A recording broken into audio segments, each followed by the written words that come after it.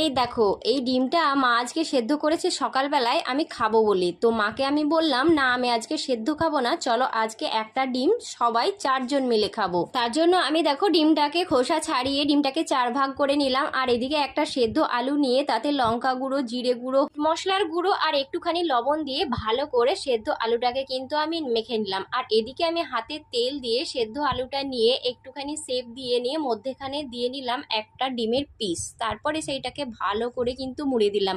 আর তারপরে আমি এদিকে কর্নফ্লাওয়ার একটুখানি গুলে নিলাম জল দিয়ে, ব্যাস। তারপরে এদিকে কর্নফ্লাওয়ারের ব্যাটারে ভালো করে ডুবিয়ে নিয়ে ব্রেড ক্রামসে ভালো করে কোটিং করে নিলাম। আর ডুবো তেলে ভালো করে কিন্তু এপিটোপিট করে ভেজে নিলাম। তারপরে আমি তো খেলাম সস দিয়ে, আর কিন্তু খেতে দারুণ হয়েছিল। তোমরা অবশ্যই বাড়িতে একবার ট্রাই করো। আর প্রীতিলতা মণ্ডল নামে একজন দিদিকে আমি বলছি, তুমি আমার প্রায় প্রত্যেকটা ভিডিওতে কমেন্ট করেছো, তোমার জন্য আমার তরফ থেকে অনেক অনেক ভালোবাসা। সুস্থ থেকো দিদি।